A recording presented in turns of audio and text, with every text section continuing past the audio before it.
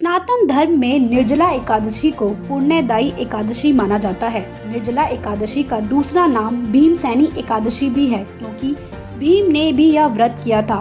हिंदू पंचांग के अनुसार ज्येष्ठ मास के शुक्ल पक्ष की एकादशी तिथि को ही निर्जला एकादशी के नाम से जाना जाता है। मान्यता है कि इस व्रत को करने से साल भर की सभी एकादशियों का पुण्य फल प्राप्त होता है।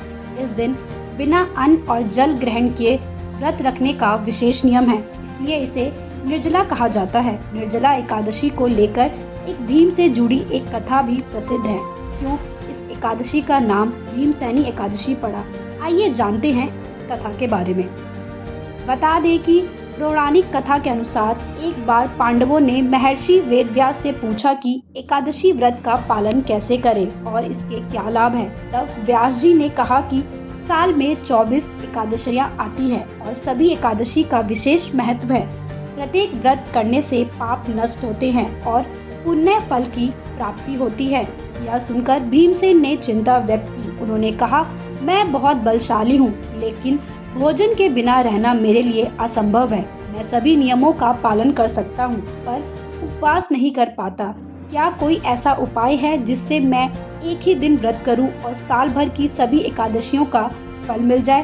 तब महर्षि वेदव्यास ने कहा, हे भीम, तुम्हारे लिए एक ही उपाय है कि तुम ज्येष्ठ मास की शुक्ल पक्ष की एकादशी को उपवास करो, जिसे निर्जला एकादशी कहा जाता है। इस दिन अन्न और जल का त्याग कर भगवान विष्णु की पूजा करने से साल भर की सभी एकादशियों का पुण्य प्राप्त होता है। इस व्रत में बिना जल ग्रहण किए उपवास करना अनिवार्य है, इसलिए इसे निर्जला कहा जाता है।